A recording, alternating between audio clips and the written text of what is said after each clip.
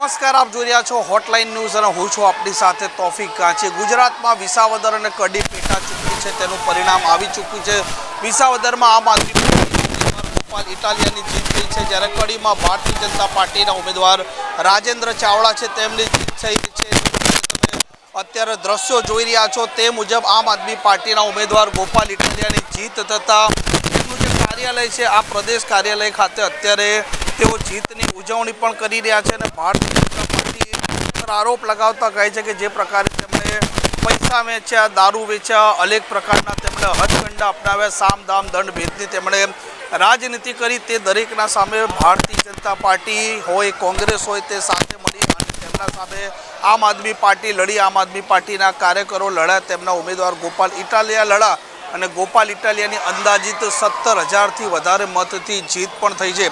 ઉજવણીના સાથે ગુજરાતના જે પ્રદેશ પ્રમુખ છે આમ આદમી પાર્ટીના ઈશુદાન ગઢવી તેમણે ભારતીય જનતા પાર્ટી અને કોંગ્રેસ પર આકરા પ્રહારો કરતા પણ પ્રતિક્રિયા આપી છે કે એમણે ભાજપની સામ દામ દંડ ભેદ પૈસા રૂપિયા આ બધાથી પર રહી અને એની સામે યુદ્ધ લડ્યા છે।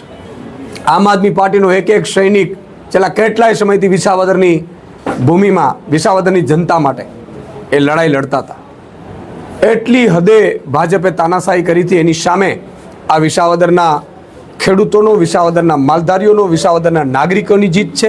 54 લાખ ખેડૂતોની જીત છે, 1 કરોડ અને 20 લાખ શ્રમિકો, મજૂરો અને માલધારીઓની જીત છે। આ જીતે સાબિત કરી બતાવ્યું છે કે જો તમારામાં લડવાની તાકાત હોય, પ્રજા માટે લડવાની તાકાત હોય તો પ્રજા તમારી સાથે રહે છે।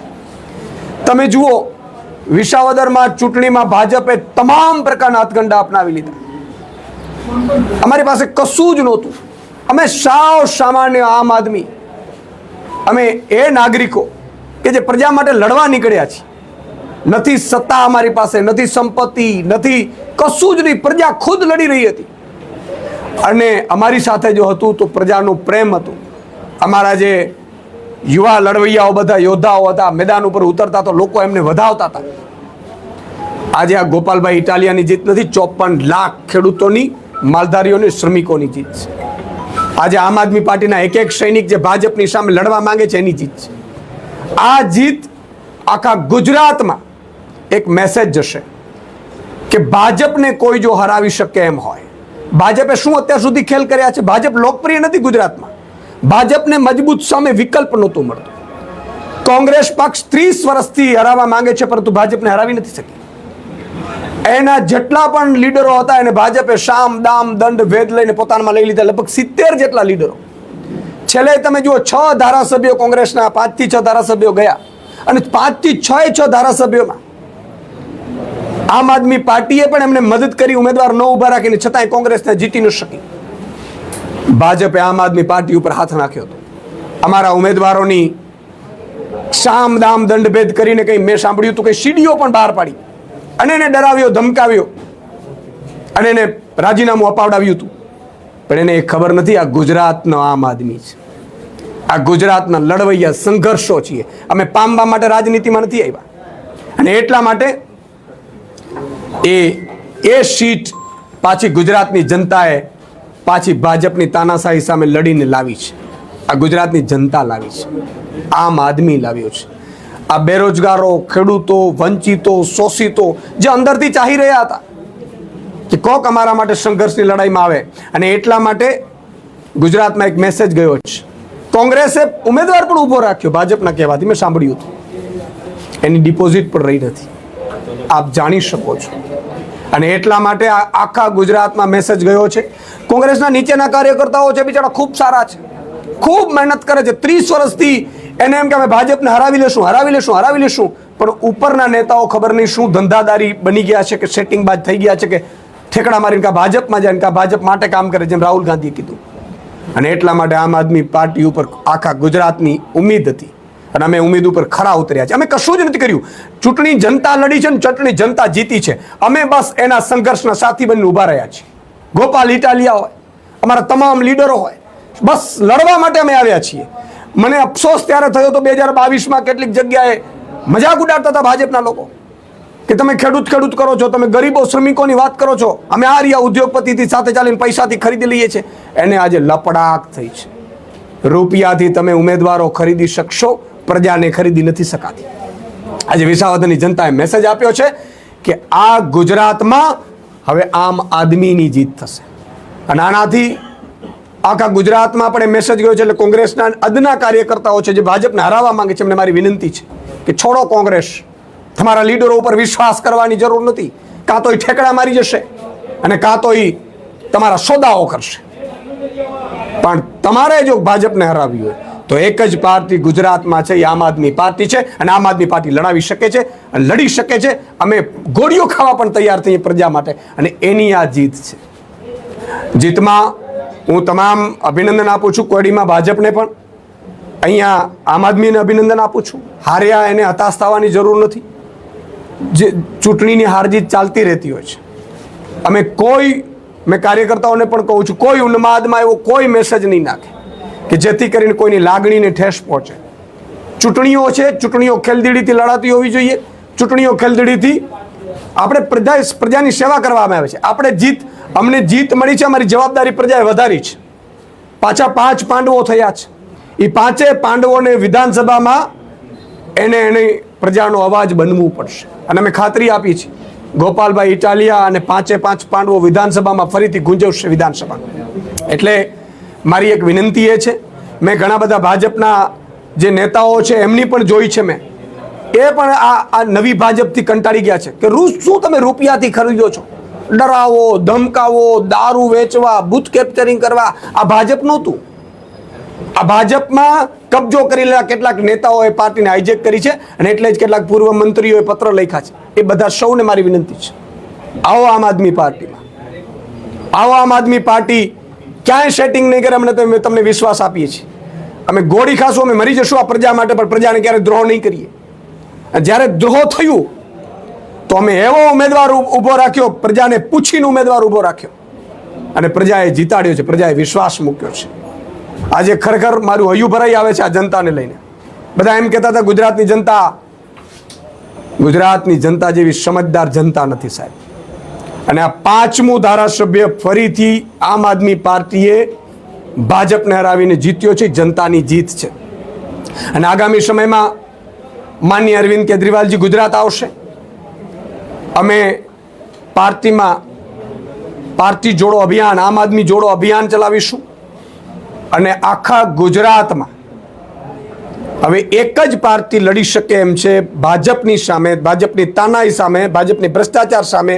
ભાજપે કેટલી બધી રણનીતિ કરી. દારૂની ગાડીઓ ઉતારી મેં સાંભળ્યું, રૂપિયા વહેંચ્યા, સામા પક્ષવાળા વચ્ચે પક્ષવાળાને, ત્રીજા પક્ષવાળાને એને ફોડ્યા. ક્યાંય પ્રજાએ સહન ન કર્યું. પ્રજા સમજદાર છે. પ્રજાને તમે દિલથી જીતી શકશો. આ તો લોકશાહી છે. પ્રજા જેને પણ સત્તા આપે એને સત્તા મળવાની છે. પણ પ્રજા ઉપર તમે અત્યાચાર કરશો, પ્રજા ઉપર તમે લૂંટ ચલાવશો, પ્રજા ઉપર તમે ભ્રષ્ટાચાર કરશો, પ્રજાને તમે ડરાવશો, ધમકાવશો, રૂપિયાથી ધારાસભ્યો ખરીદશો, તો 2 દિવસ તમે ધારાસભ્યો તમારા ખરીદેલા તમારી પાસે રહેશે, પણ આ જ પ્રજા બીજી વાર વારો આવશે ને ત્યારે લપડાક આપશે. એટલે આ ચૂંટણી ગુજરાતની ઉમ્મીદ બનીને આવવાની છે. ગુજરાતના એ તમામ બેરોજગાર યુવાનોની જીત છે કે જેઓ સંઘર્ષ કરી રહ્યા છે ભાજપની નીતિઓ સામે. આ જીત તમામ ખેડૂતોની જીત છે, મજૂરોની જીત છે, શ્રમિકોની જીત છે. અને અમે કોઈ ઉન્માદમાં આવવાના નથી. અમે આ વખતે ભાજપે જે બૂથની રણનીતિ કરી હતી છેલ્લા 2 દિવસમાં ફેરવી નાખીશું, એને પણ અમે ઊંધી પાડી દીધી છે. અમે ભલે નવયુવાનો છીએ, ભલે પોલિટિક્સમાં કાચા હોઈએ, અમને રાજનીતિ આવડતી નથી, પણ અમે કામની નીતિમાં માહિર છીએ. પણ ભાજપે જે ષડયંત્રો રચ્યા છે ને ખુલ્લા પાડતા અમને ચોક્કસ આવડે છે, કારણ કે અમે ડરતા નથી કોઈથી. દારૂની ગાડીઓ તમે જોઈ હશે, રૂપિયાની લેલમછેલ બહાર પાડી હતી, પ્રજાની વચ્ચે અમે ગયા. અમને ખબર હતી પોલીસ ફરિયાદ નહીં થાય, અમને એ પણ ખબર હતી કે બૂથ કેપ્ચરિંગ થશે, કોઈની ધરપકડો નહીં થાય. અમારે નથી જોતું. તો પ્રજાના હાથમાં આવશે ને ત્યારે પ્રજા દબાવી દેશે બટન, અને દબાવી દીધું. એટલે ભાજપને પણ કહેવા માંગુ છું કે છોડો આ તાનાશાહી. હજી તમારી પાસે 2.5 વર્ષ છે. 2.5 વર્ષમાં તમારી પાસે સત્તા છે. હજી તમે ધારો તો ખેડૂતોનું દેવું માફ કરી શકો છો, તમે બેરોજગાર યુવાનોને નોકરી આપી શકો છો, તમે ગરીબો, વંચિતો, શોષિતોને ભ્રષ્ટાચાર કરે છે ભાજપના મંત્રીઓ, એને તમે જેલમાં નાખી શકો છો. હજી તમારી પાસે તક છે. એટલે મારી વિનંતી છે સૌ આમ આદમી પાર્ટીનો કાર્યકર્તાની આ જીત છે, એક એક લડાયક યોદ્ધાની જીત છે, આ ગરીબો, શ્રમિકો અને વંચિતોની જીત છે. આપને કઈ પ્રશ્ન હોય પહેલા કોઈ પ્રશ્ન હોય તો નીતિન પટેલે એવું કીધું છે કે આપનો ઉદય નથી, કોંગ્રેસ અને આમ આદમી પાર્ટી વચ્ચે કોઈ જગ્યા નથી. નીતિન પટેલે કીધું. મારે એમની ઉપર કોઈ ટિપ્પણી એટલા માટે નથી કરવી કે અમારે ટીકા ટિપ્પણીમાં નથી પડતો. અમે કામનો હિસાબ લઈને આવીએ છીએ અને કામનો હિસાબ માંગીએ છીએ. નીતિનભાઈને જાહેરમાં ડિબેટ કરવી હોય તો મારી જોડે આવી જાય, મુખ્યમંત્રીને જાહેરમાં ડિબેટ કરવી હોય તો આવી જાય કે 30 વર્ષમાં તમે શું કર્યા અને 5 વર્ષમાં અમે શું કરી શકીએ છીએ, એની રણનીતિ થશે. હવે ગુજરાતની પ્રજા લડવાની છે. આમ આદમી તો અમે ઊભા રહેવાના છે પ્રજા સાથે. હવે લડાઈ છે એ જનતા લડવાની છે ગુજરાતની. આ નેતાઓ તો ટીકા ટિપ્પણીઓ કરશે ને વયા જશે. કોઈને પોતાની સીટની ટિકિટ જોતી હશે, કોઈને ફ્યુચર દેખાતું નહીં હોય, કોઈને રાજ્યપાલનું પદ જોતું હશે, એટલે ટીકા ટિપ્પણીઓ પ્રજાને દ્રોહ કરીને પણ પોતાની સત્તાને ગમશે, ચાપલુસિયા કરશે. પણ મારી વિનંતી છે કે 30 વર્ષમાં ભાજપે કશું કર્યું નથી. ખાડા તમે જુઓ, વિસાવદરમાં ખાડા નગરી બનાવી દીધી હતી. એક ગામમાં જઈ નથી શકાતું. કામની રાજનીતિ કરીએ. તમે આપો ગુજરાતમાં 2.5 વર્ષમાં શું કરશો, ભાજપ એ નીતિ ઉપર કામ કરે અને અમે વિપક્ષ તરીકે શું કરવાના છીએ એ પણ તમને કહીએ છીએ. અને 2027માં હું એક છેલ્લી પ્રજાને વિનંતી કરું છું, જેમ વિસાવદરની જનતાએ આમ આદમી પાર્ટીને ફરીથી જીતીને મોકલ્યા છે, એમ આખી ગુજરાતની જનતાને વિનંતી કરું છું કે તમારે સાચો વિકાસ જોઈએ છે, સાચું પરિવર્તન જોઈએ છે. તમે તમારા દીકરાઓની મોંઘી ફીથી પરેશાન છો, તમે તમારા જે ભાજપના નેતાઓથી અત્યાચારોથી પરેશાન છો, તો આવો આમ આદમી પાર્ટીને મદદ કરો. આગામી 2026માં ફેબ્રુઆરીમાં ચૂંટણી સ્થાનિક સ્વરાજ્યની આવી રહી છે. આમ આદમી પાર્ટી મજબૂતાઈથી લડી રહી છે, એને મદદ કરો. આમ વિસાવદરમાં જે પ્રકારે આમ આદમી પાર્ટીની જીત થઈ છે તેના કારણે આમ આદમી પાર્ટીમાં એક અનેરો ઉત્સાહ પણ છે. અને ભૂતકાળમાં ભૂપત ભાયાણી પણ ભારતીય જનતા પાર્ટીમાં જોડાયા હતા. આમ આદમી પાર્ટીમાંથી રાજીનામું આપી અને ફરી એક વખત ભારતીય જનતા પાર્ટીએ કિરણ પટેલને ઉમેદવાર બનાવ્યા હતા અને તેમના સામે ગોપાલ ઇટાલિયા જીતતા આમ આદમી પાર્ટીના કાર્યકરોમાં ફરી એક વખત ઉત્સાહ દેખાઈ રહ્યો છે. આ પ્રકારના સમાચાર, પ્રકારના અહેવાલ માટે હોટલાઇન ન્યૂઝ ચેનલ જોવાનું ને સબસ્ક્રાઇબ કરવાનું ભૂલતા નહીં. નમસ્કાર. આવા પ્રકારના વિડીયો તમને જોવા ગમતા હોય તો હોટલાઇન ન્યૂઝ ચેનલને લાઇક, શેર અને સબસ્ક્રાઇબ કરો.